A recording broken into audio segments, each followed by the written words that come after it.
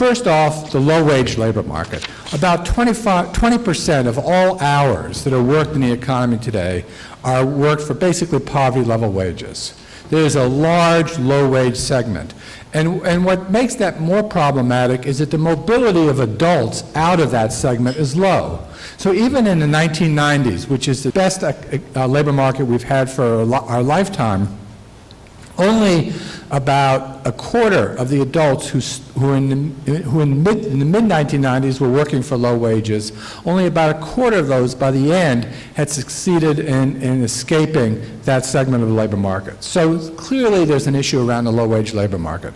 But there's also an issue further up the food chain in the labor market. So if you look at what happens to dislocated workers, someone who loses their job because of a layoff or a plant closing, if you're a high school graduate, only 54% of those even find new jobs, and only about 3/4 of college graduates find new jobs. And among the people who do find new jobs, they take about a 10% hit in earnings. So there's a real risk further up. And there's also a whole set of issues around companies in terms of acquiring a competent labor force, being competitive, and so on. Now, the implication of those kind of quick facts is that I believe that the employment and training system needs to address the entire range of the labor market. It's not a system directed only at the bottom. And I think that's important. It has to be directed to the bottom. I think we have a social obligation to pay attention to the bottom, but we can only succeed in helping the folks at the bottom if the system has a larger mandate, if it addresses dislocated workers and if it addresses the competitive needs of the firms. To do that, we need to create new labor market institutions, because the old institutions were designed for a world that no longer exists. Let me just give you the metaphor for that. The metaphor for that are basically two books. One is this book, In Search of Excellence, and the other is the book, Re-Engineering the Corporation. So In Search of Excellence is a warm and fuzzy book that came out in the 1980s for the old world. Treat your employees well, we're all a family, and that's how we're going to succeed. And In Search of Excellence is the kind of the paradigmatic book of the 1990s and today. Fire your employees, engage in process re-engineering, and that's how you're going to be profitable. And those two books and the transition between those two books symbolize a lot of what's happened in the labor market. And it's not necessarily all a bad thing, right? American firms are productive. There was fat in the old system.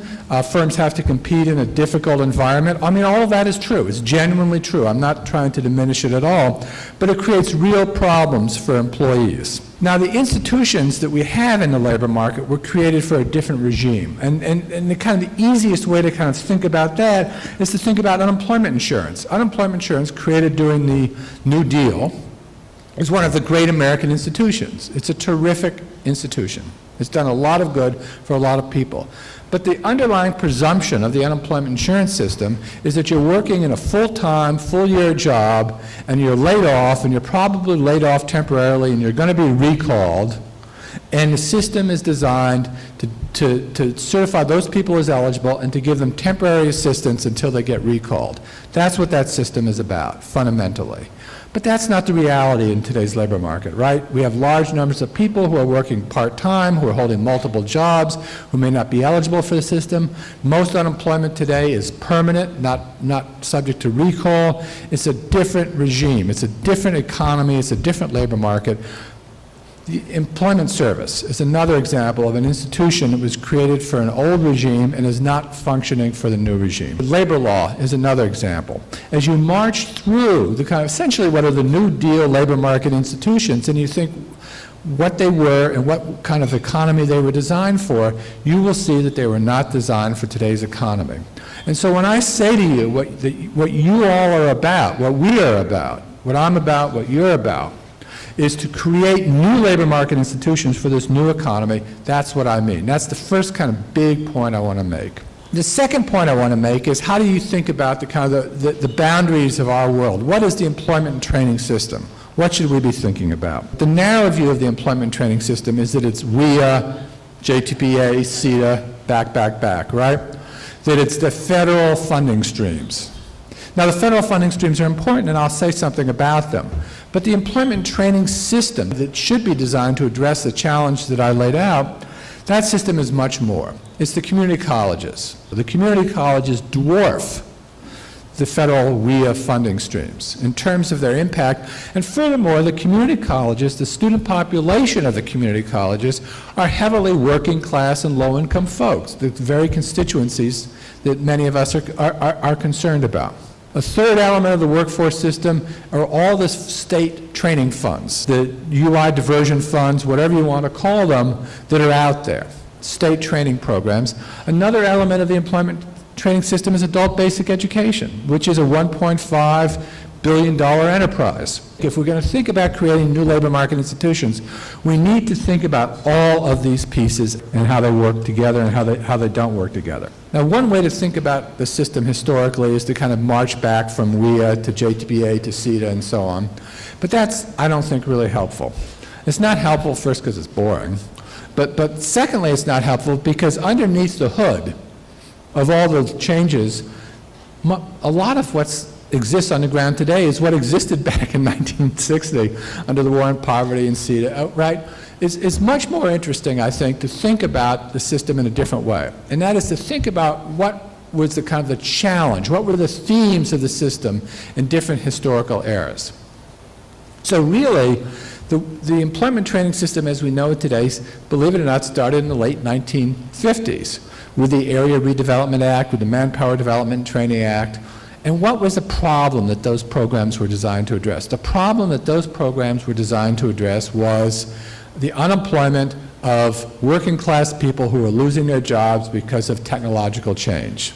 Then comes the war on poverty, and what were those? There was another pressing national challenge.